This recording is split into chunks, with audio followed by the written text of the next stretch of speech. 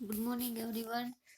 જય શ્રી કૃષ્ણ. ગયા લેક્ચરમાં આપણે ક્વેશ્ચન નંબર 6 સુધી જોયું હતું. હવે આપણે આગળનો ક્વેશ્ચન નંબર 7 જોઈશું. તો ચાલો જોઈએ. ચિત્ર કે આધાર પર ચર્ચા કરકે કહાની लिखिए. ચિત્રોના આધારે ચર્ચા કરી અને વાર્તા લખવાની છે. એક જંગલ હતું. उसमें एक तालाब के किनारे कौवा, हिरण, चूहा और कछुआ ये 4 मित्र रहते थे. એમાં એક તળાવ હતું અને તળાવના કિનારે કાગડો, હરણ, પછી ઉંદર અને કાચબો આ 4 મિત્રો રહેતા હતા. એક દિન हिरण घूमते घूमते शिकारी की जाल में फंस गया અને એક દિવસ હરણ ફરતું ફરતું शिकारी હતો તેની જાળમાં ફસાઈ ગયું. कौवा, चूहा और कछुआ कहीं दूर चले गए थे. કાગડો, ઉંદર અને કાચબો હતો તે ક્યાંક દૂર ચાલ્યા ગયા હતા. उसने मित्रों को आवाज दी पर वहां कोई नहीं था. તેણે એટલે હરણે પોતાના મિત્રોને અવાજ કર્યો પણ ત્યાં કોઈ હતું નહીં. कुछ समय के बाद कौवा आया. થોડાક સમય પછી કાગડો આવ્યો. उसने हिरण को जाल में फंसा हुआ देखा तो बहुत दुखी हुआ. અને કાગડાએ હરણને જાળમાં ફસાયેલું જોયું તો તે ખૂબ જ દુઃખી થયો. उसने हिरण से कहा. અને તેણે હરણને કહ્યું, મિત્ર ચિંતા ન કર, મેં અભી तुम्हें जाल से मुक्त कराता हूँ. એટલે કે હું તને હમણાં જ જાળમાંથી છોડાવું છું. वह उड़ता हुआ चूहे के पास पहुंचा और बोला, चूहा भाई जल्दी करो. તે ઉડતો ઉંદર પાસે પહોંચ્યો અને કહ્યું કે ઉંદરભાઈ જલ્દી કરો, अपना मित्र हिरण शिकारी के जाल में फंस गया है, जाल काट कर उसे तुम ही मुक्त करा सकते हो. એટલે એને કહ્યું કે આપણો મિત્ર હરણ છે તે શિકારીની જાળમાં ફસાઈ ગયું છે અને જાળ કાપી અને જાળમાંથી મુક્ત માત્ર તમે જ કરી શકો છો. ऐसा करो कि तुम मेरी पीठ पर बैठ जाओ तो हम जल्दी पहुंच जाएंगे. એટલે કે એવું કરો કે તમે મારી પીઠ ઉપર બેસી જાઓ તો આપણે જલ્દીથી ત્યાં પહોંચી શકીશું. કછુએ ને કહા એટલે કે કાચબાએ કહ્યું. કૌવા ઠીક કહેતા હે એટલે કે કાગડો ઠીક કહે છે. तुम दोनों जल्दी जाओ એટલે કે તમે બંને જલ્દી જાઓ. मैं भी बाद में आता हूँ એટલે કે હું થોડી વાર પછી આવું છું. कौवा चूहे को अपनी पीठ पर बिठाकर ले आया.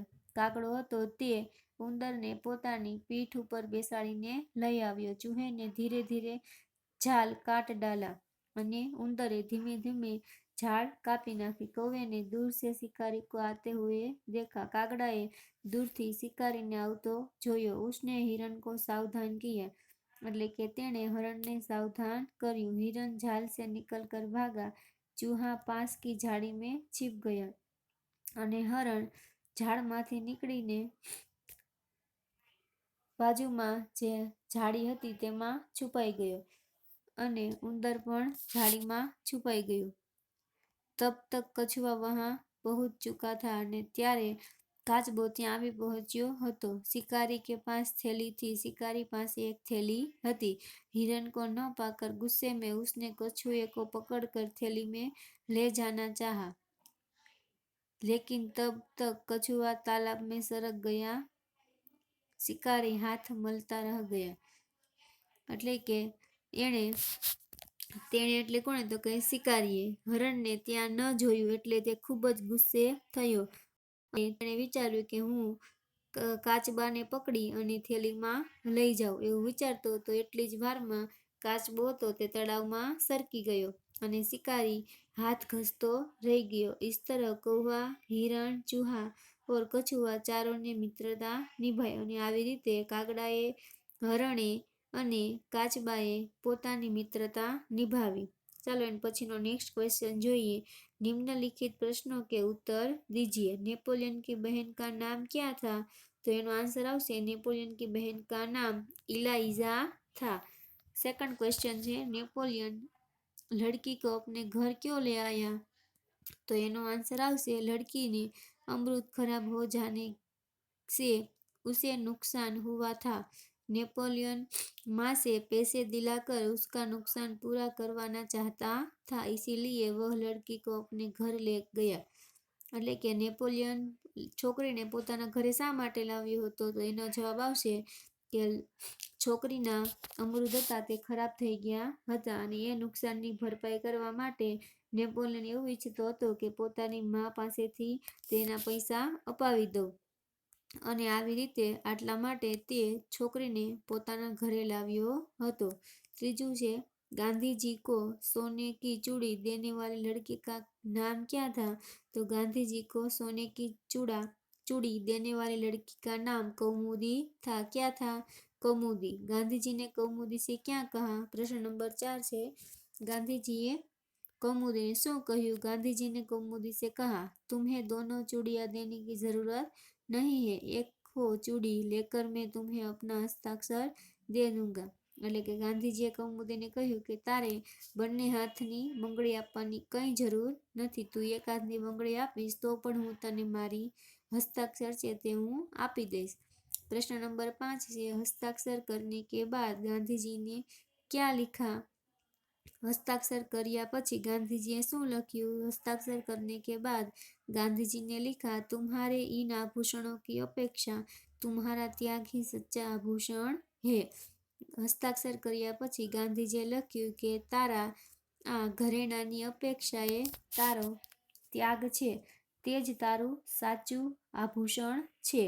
क्वेश्चन नंबर 9 છે क अपने गांव में घटी कोई आँखों देखी घटना के बारे में लिखिए। એટલે કે તમારા ગામમાં ઘટેલી ઘટના હોય અને તમે આંખોએ જોયું હોય, પોતાની આંખોએ, તો એ તમારે વર્ણન કરવાની છે। मेरा गांव जंगल के पास है, એટલે કે મારું ગામ જંગલની પાસે છે। કભી કભી જંગલી જાનવર ગાંવ में आ जाते हैं, એટલે કે ક્યારેક ક્યારેક જંગલના જાનવરો છે તે મારા ગામમાં આવી જાય છે। एक दिन मैं अपने मित्र के साथ उसके घर के पीछे खेल रहा था, अचानक तेंदुआ दबे पांव आया और उसने मेरे मित्र पर हमला कर दिया। एक દિવસ હું મારા મિત્રની સાથે તેના ઘરની પાછળ રમી રહ્યા હતા અને અચાનક જ એક દીપડો આવ્યો, દબાયેલા એટલે કે એકદમ ધીમેથી આવ્યો અને તેણે મારા મિત્ર પર હુમલો કર્યો। મેં જોર સે ચિલ્લાયા, એટલે કે હું જોરથી બૂમ પાડી, तेंदुआ तेंदुआ बचाओ बचाओ, એટલે કે દીપડો દીપડો बचाओ बचाओ। आवाज सुनकर मित्र की माँ एक डंडा लेकर दौड़ी और तेंदुआ पर टूट पड़ी અને મારો અવાજ સાંભળી અને મારા મિત્રની મમ્મી હતા તે એક લાકડી લઈને દોડ્યા અને તે દીપડાને જોર જોરથી મારવા લાગ્યા। उसका उग्र रूप देखकर तेंदुआ भाग गयो અને તેનું ઉગ્ર રૂપ જોઈને અને તે દીપડો હતો તે ભાગી ગયો। मेरी जान में जान आई, એટલે કે ત્યારે મારા જીવમાં જીવ આવ્યો। मित्र की गर्दन पर तेंदुए के पंजे की खरोज પડે થે, એટલે કે મારા મિત્ર હતો તેની ગરદન પર એટલે કે ડોક પર દીપડાના પંજાના ખરોચ એટલે કે નિશાન પડી ગયા હતા। કોઈ ગહેરા ઘાવ નહીં પડા था, એટલે કે કોઈ વધારે વાગ્યું હતું નહીં। कई लोग वहां जमा हो गए, એટલે કે કેટલાય લોકો ત્યાં ભેગા થઈ ગયા। सबने मित्र की माँ के साहस की प्रशंसा की અને બધાએ મારા મિત્રના મમ્મીની જે સાહસ કર્યું તેની પ્રશંસા કરી। इस घटना को कई साल हो गए, એટલે કે આ ઘટનાને કેટલાય વર્ષો વીતી ગયા। पर मैं उसे आज तक नहीं भूल सका, પણ હું એને અત્યાર સુધી ભૂલી શક્યો નથી। वह बहादुर माँ आज हमारे गांव की सरपंच है અને તે બહાદુર માં આજે અમારા ગામની સરપંચ છે। ख છે इस इकाई के आधार पर अपने मित्रों से पूछने के लिए 5 सवाल बनाइए, એટલે કે આ પાઠના આધારે તમારા મિત્રોને પૂછવા માટે 5 સવાલ બનાવવાના છે। એમાં પહેલો છે तुमने किसी का नुकसान हो जाए, तुमसे किसी का नुकसान हो जाए तो तुम क्या उसकी भरपाई करोगे? बीजू છે क्या तुम नेपोलियन की तरह अपने माता पिता के आगे सच बोलते हो? तीजू છે तुम्हारे सच बोलने से तुम्हें नुकसान हो रहा हो तो क्या तुम उसे सहन कर लोगे? चौथું છે तुम देश के लिए क्या दे सकते हो? અને પાંચમું છે तुम देश की सेवा किस प्रकार करना चाहते हो? સમજાયો? આ બધા પ્રશ્ન છે પૂછવા માટેના અલગ અલગ. प्रश्न नंबर 10 છે विराम चिन्हों का उपयोग करके परिच्छेद फिर से लिखिए और अनुवाद कीजिए.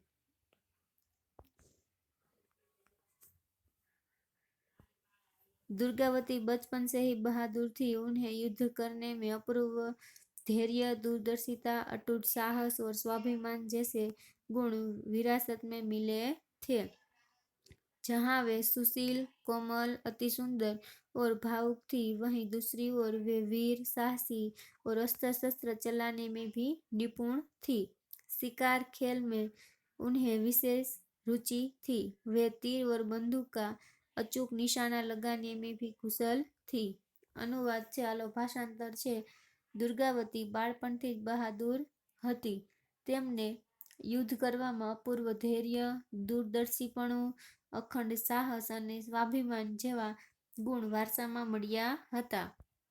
એક બાજુ તેઓ સુશીલ, કોમળ, અત્યંત સુંદર અને ભાવુક હતા, તો બીજી બાજુ તેઓ એક વીર હતી, સાહસી હતી અને અસ્ત્ર-શસ્ત્ર વાપરવામાં પણ કુશળ હતી. શિકાર કરવામાં તેમને ખૂબ જ રુચિ હતી. તેઓ તીરથી અને બંદૂકથી નિશાન તાકવામાં પણ કુશળ હતા. તો આ પાઠનું સ્વાધ્યાય અહીંયા પૂરું થાય છે. આગળનું આપણે આગળના લેક્ચરમાં જોઈશું.